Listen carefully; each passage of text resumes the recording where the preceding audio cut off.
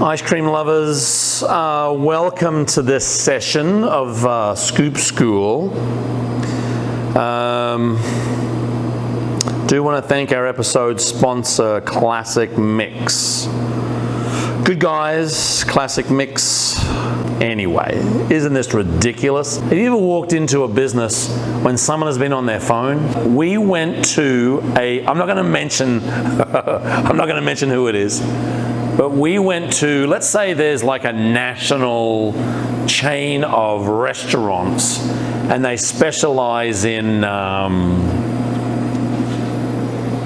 cheesecakes. I'm telling you, the last time we went to this particular clink clink restaurant, the server, the greeter, was just looking at the phone. It's terrible. It's a terrible look. Call me a boomer. It's a terrible look. I do want to touch on that in this video because this is probably one of the biggest employee questions we get all the time. What's a good cell phone policy? Look, before we jump into it, I do want to thank our episode sponsor, Classic Mix. Based up there in Neenah, Wisconsin, N-E-E-N-A-H. Hank Sweeney, Ted Galloway, Pat Galloway, some of the most knowledgeable people in the ice cream mix world. Look, you don't have to take my word for it. Click the link down below. It'll take you straight to their website. Have a look at all of the goodness that they make up there in Neenah, Wisconsin, using great Wisconsin dairy. Thank you for your episode sponsorship. Before we talk about cell phones, look at this. This is me and my wife on our wedding day. Look at that. I know what you're saying. Did you used to be skinny? Yes, I used to be skinny. And you might be asking, boy, how did he catch a beautiful woman like that? Question mark is, I don't know. But 33 years of marriage, still going strong. I think for me,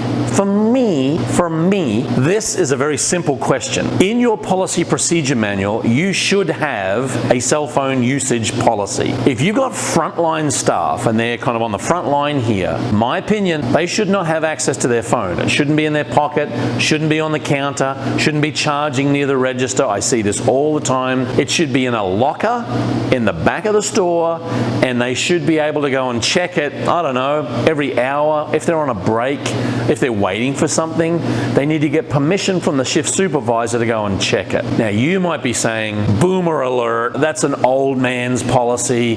Kids want to be connected. Maybe they can take pictures of the waffle cones and send them while they're working. Look, I get all of that. But the thing is, all you need is someone checking an alert, the phone rings, bling, there's a snap, cuckoo, there's a TikTok. They're all coming up, literally scroll after scroll after scroll.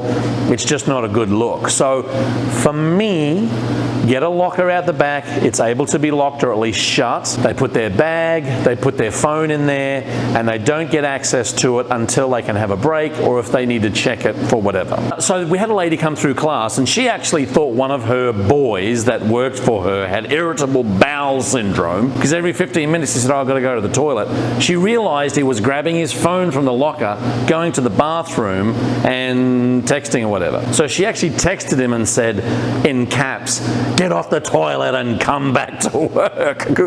So anyway, look, you give them an inch, they'll take a mile. Here's my policy, as I mentioned.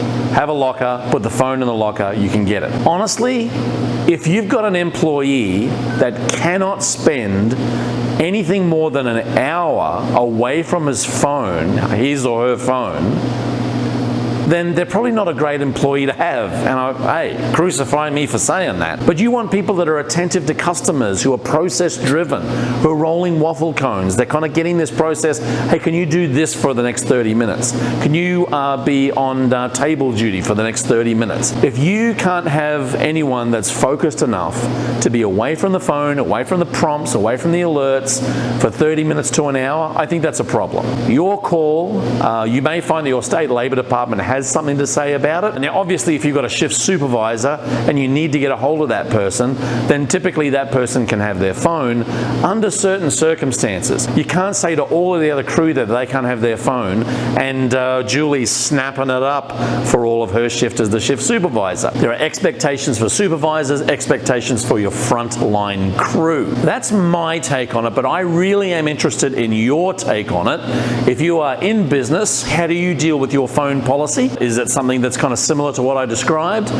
Or do you let them have their phones? Leave a comment down below. I'd be interested in hearing what you have to say. Look, while you're typing down there, if you have any questions about the ice cream industry, we'd love to hear from you. Leave a question, comment, concern, and we are happy to answer your ice cream conundrums. Thank you again to Classic Mix for sponsoring this video.